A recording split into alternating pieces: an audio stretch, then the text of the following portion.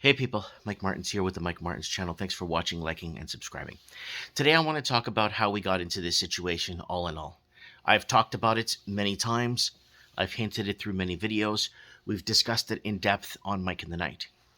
But I want to make a compilation, small video, just to explain to you guys how we got to where we are today, why the world is suffering, why there's all these proxy wars, rigged elections. I mean, one after another, after another, after another. What's happening with fentanyl and all these problems that we are facing today, and why we're being punished. Why are we being punished? Shutting down businesses for 2 years. It hasn't been easy on the private sector.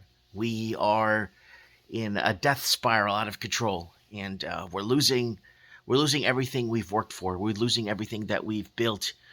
Why? Why are we being punished? Well, I'll tell you why. Because poor governance or poor government protection. And when I'm saying protection, protecting our borders, protecting our interests, and protecting us against foreign criminal activity that's coming in. And today I'm going to prove to you guys, and before you guys click this off and say, well, this guy's nuts, we're in this today because of money laundering. Yes. We're in a massive housing crisis today because of money laundering. We're in these proxy wars and rigged elections because of money laundering. There's an incredible amount of accountability on the table. Entire lives got destroyed. Middle class, working, hard-working Canadians, Americans, Australians, New Zealanders. And I'm going to prove that to you today, that money laundering not only has it destroyed the fabric of our planet, it's actually taken it to the next level where it's now becoming outright murder, where no accountability will be taken, but our lives will be taken from us.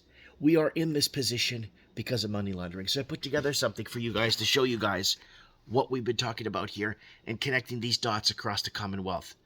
So there it is. So, I was very interested in this back in the day, the Vancouver Model, Canadian casinos and money laundering. So the Vancouver created a Vancouver Model, where basically Vancouver was allowing people after the 2010 Olympics to bring their money in. Bring in your money, we won't ask you any questions. It was predominantly coming in from China, and a lot of the money was just being laundered through Canadian real estate. Most of it illegal proceeds because they won't ask you where you got your money from. And we talked about this in our channel right here, right? Toronto housing on life support needs more money laundering. Toronto needs more money laundering. Vancouver Model. Home prices slip down. Inflation. The Vancouver Model is a method of money laundering that is highly used in Vancouver, British Columbia. The model uses casinos, gambling as a way for foreign and domestic criminals to launder money, blah, blah, blah. And it goes into in-depth where it gets parked. Park your money in Canada. 2 gas stations in Vancouver sold for redevelopment, money laundering. So there it is. These are years ago, 5+ years ago. So you could go into it in depth if you like, how Chinese gangs laundered drug money through Vancouver real estate, through fentanyl sales, and through factories. It says right here, criminal syndicates that control chemical factories in China. So the factories are in China. Booming Guangdong province are shipping narcotics, including fentanyl, to Vancouver, washing drug sales in British Columbia, casinos, high-priced real estate, and transferring the laundered funds back to Chinese factories to repeat the deadly trade cycle. The government of China was actually behind these factories, by the way. You don't get too far in a communist country when you're opening and running factories. So then we talked about this. So this was affecting Canadians, but Americans in blue states were getting clobbered.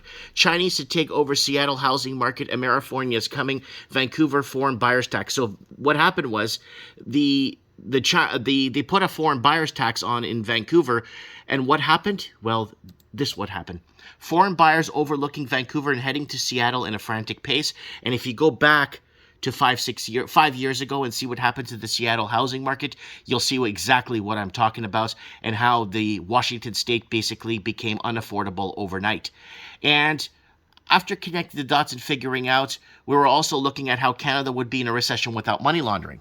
It was so heavily dependent on exporting homes to foreign investors or criminals to buy homes and leave them empty. And that's why we have this massive empty home epidemic since 2010 in Canada, where homes are just being left empty. California, on the other hand, has been having an empty home epidemic since 1993, when they actually implemented their own Foreign Investing Act from China, and they would make these books in Mandarin to bring over people to park their money in California.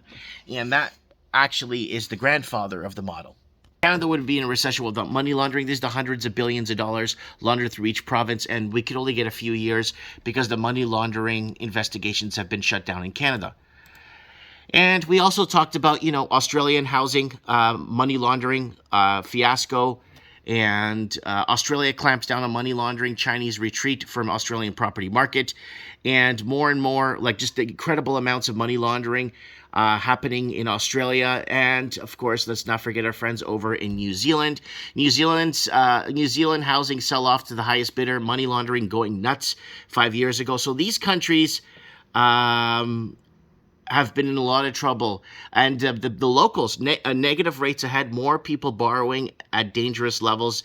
New Zealand bans investors because local people, Canada, just like in the blue states of America, just like in Australia and the UK, can't afford to buy into their own housing markets, can't afford to live in the cities they were born and raised and educated in.